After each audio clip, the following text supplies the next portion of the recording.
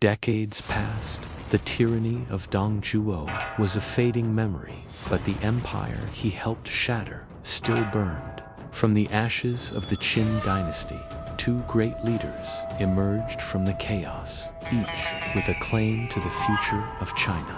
First, there was Xiang Yu, the hegemon king of Western Kunj, a man of immense strength and martial prowess, a warrior born to conquer.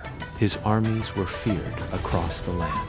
And then there was Liu Bang, the king of Han, not a great warrior, but a shrewd and charismatic leader, a man who understood the hearts of the people. He started as a minor official, but his ambition knew no bounds. Their rivalry was a clash of titans, and it would decide who would forge the next great dynasty. In Xiang Yu's grand military camp, his most trusted advisor, a wise old man named Fan Zeng, pleaded with him. "My lord," he said, his voice filled with urgency, "Liu Bang's power grows by the day. He gathers followers and wins battles. If you don't strike him down now, while you have the chance, he will seize the empire from your grasp. You must act. Invite him to a banquet at Hongmen. Under the guise of peace, you can end him." Xiang Yu, a man of pride and a certain warrior's honor, hesitated. To kill a guest at a feast felt beneath him. But Fan Zeng's logic was undeniable. The threat was real. Reluctantly, he agreed. The invitation was sent. The scene was set at Hongmen. A magnificent feast was laid out with the finest foods and wines. Dancers moved with graceful elegance, their silk sleeves flowing through the air. But behind the ornate screens and tapestries, swordsmen stood ready, their hands gripping the hilts of their blades. The air was thick with tension, a deadly current flowing beneath the surface of celebration. Into this lion's den walked Liu Bang. He brought only a handful of his most loyal men, including his brilliant advisor, Zhang Liang, and the fierce warrior Fan Kuai. He wore a smile, greeting Xiang Yu with all the proper etiquette, but inside, his heart pounded like a war drum. He knew he was walking into a trap. The banquet began. The music played, and wine flowed freely. Fan Zeng, seeing Liu Bang so vulnerable, grew impatient.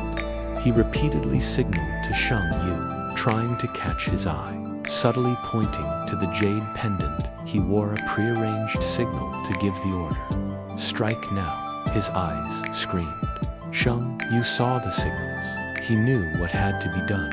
He looked at Liu Bang, who was raising his cup in a toast. Fan Zeng whispered to one of Xiang Yu's cousins, a swordsman named Xiang Zhuang. "The king is too soft-hearted. Go out and perform a sword dance. Find an opportunity during the dance and cut Liu Bang down." Xiang Zhuang agreed and entered the main tent, proposing to perform a sword dance to add to the festivities. As he danced, his blade flashed, inching ever closer to Liu Bang. But Liu Bang's own men were not idle. His advisor, Zhang Liang, signaled to another of their party, Xiang Bo, who was actually Xiang Yu's uncle, but had a friendly relationship with Zhang Liang.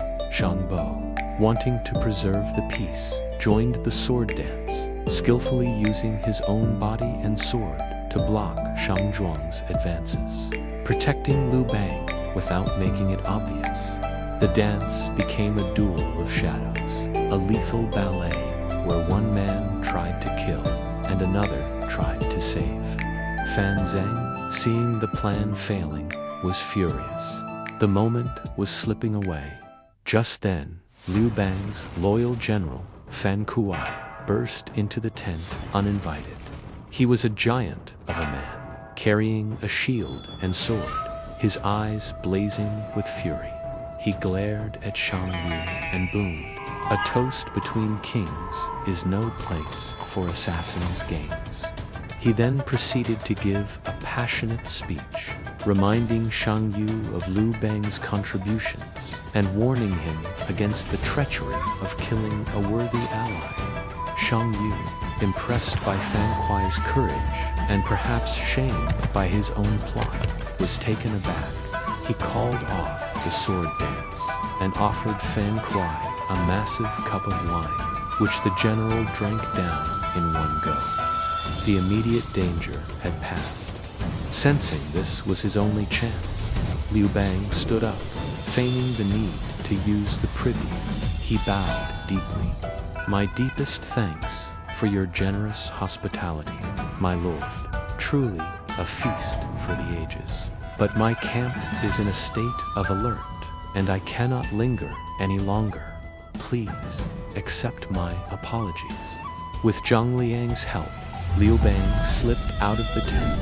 He didn't even go back for his chariot. He mounted a horse and fled, riding like the wind back to the safety of his own camp. Back at the banquet, Xiang Yu stared at the empty seat, a look of confusion on his face.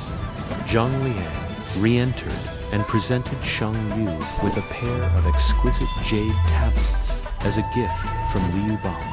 Fan Zhang, realizing what had happened, was apoplectic with rage. He seized the jade tablets and smashed them to the ground with his sword. "You fool," he roared at Xiang Yu. "You absolute child. Today, you let a dragon slip through your fingers. This man will steal the empire from you, and you will have no one to blame but yourself. One day, you will all become his prisoners." And so it was. A tyrant like Dong Zhuo had once fallen because a warrior's heart yielded to Diao Chan's tears. And now, a future emperor was saved, and an empire was lost because another warrior, Xiang Yu, hesitated at a feast. History doesn't just turn on the thunderous clash of armies. It pivots on the quiet human moments. A single tear, a shared glance, a moment of indecision. From the sorrow of Diao Chan to the hesitation of Xiang Yu, these stories remind us that in the smallest choices, in the flickers of the human heart, the destinies of nations are forged. The grand tapestry of history is woven with these fine, delicate threads.